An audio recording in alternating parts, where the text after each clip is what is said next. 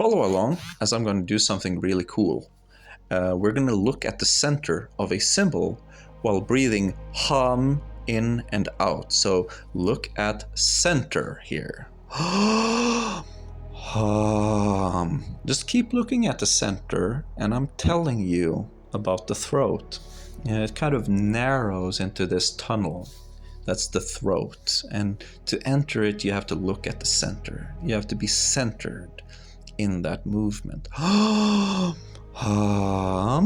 And then soften it. Soften the mantra from hum until it's like very subtle, just in the whisper of the breath, just implied in the breathing and your intention of seeding this focus towards the center of the throat. That's going to help you all the way up into that Vishuddhi chakra. So it's baskets and gaskets. This is the gasket. It's going to help you up into the basket. Now we're going to get a helping symbol, helping light, there. Now keep looking at that. You should be seeing an imprint. Has it changed in color? Did it change color when it's implied on top of these other shapes here? It's black and white. Sometimes it changes color.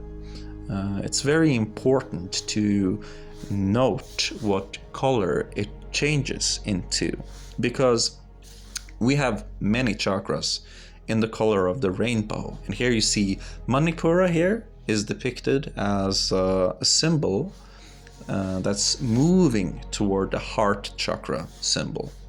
And there are many systems, that we can use. And for example, in the yogic tradition, if you know what you're talking about, then the color of the Manipura chakra lotus petals is, of course, there's 10 of them. There are 10 petals, and they're a radiant, shiny, fantastic color of blue.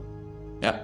So if you said anything else than blue, oh man, you were wrong.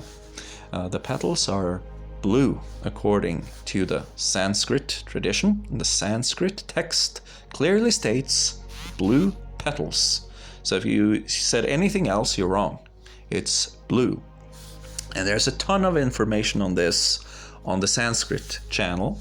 And they're going to give you the outer teachings, the exoteric, not esoteric, but exoteric. And these are said to be the lowest practice, because as time goes by, you should personalize with your imagination your need for ascension and what you want to get out of the process as you go along. And so you will find Tanka art from Tibet that is very different, tons of variations. So I show these and they have different colors. Oh, it's supposed to be blue. No, it's supposed to be this and that. No, you're gonna acquire through your form wisdom and guidelines and energy and space and motivation. You're gonna see your own stuff.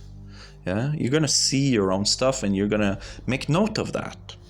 And so Shiva here is like a universal symbol. That's why he can appear as female and male, because he's basically just the yoga, the person that is striving, but it's also the destroyer, right? So what happens if you take something or you enter a state where the destroyer is gone? Well, then the fixation might appear. And as it's not broken down, it will become stronger. And then there might be a shape of your nose, and it becomes stronger, and it can just completely evaporate into this new environment. And so many times then when this happens, what ends up happening, for me at least, is that I end up siding more along with the works that are actually based off of practice. And so it's repeated into these texts, or just practice-based practices, you know, like the Shipibo shamans, they have to practice. I've done ayahuasca. It's a very, it's something very practical. When you drink that cup, you're gonna have to work, and you're gonna have to go through these very turbulent, energetic, internal, but also very visual experiences of being filled with light and color. And so there's also some merit to the New Age classical 7 chakras, colors of the rainbow system, because they're saying like, hey, you're being filled with color and light.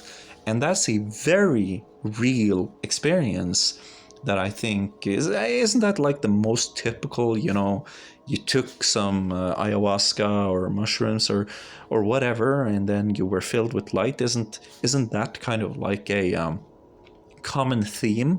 I just want to say that it's to do that, you don't have to be on it. It's about disabling the thing that breaks down the light, and you do that with your dreams, where you go into nothingness and then you dream. But you have these in-between states that you have to depict, that you can enter via your meditations. And you might get something abstract like this, a dream catcher, and very just an eye and stuff like that. But that's kind of like the outer teachings, is my point. So I got a ton of outer teachings, and I can make something that's very neat and very nice. But you have to understand that outer teachings are meant to be universal. So the problem with rainbow back in the day is that you get one guy who's colorblind. Now the entire teaching has become diluted, and that's being spread around.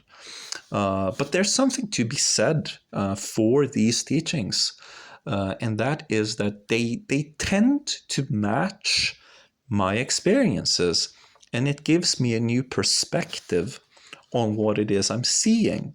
But it's also like, you know, we're trying to look at our nose, but then we're also trying to look up, and there's a bunch of stuff going on that triggers certain visual experiences that make you more in touch with light phenomena. Just your awareness becomes greater, so you notice more stuff about things when you look at them.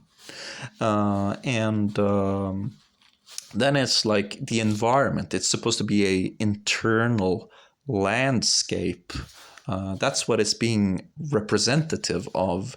And who knows what that is going to look like. But there's like a upward travel where you like go into the first place, and then it leads to a different place. And I've had visions that appear while in between states, in between awake and completely knocked out, sleeping, unconscious, that kind of match what a lot of people depict.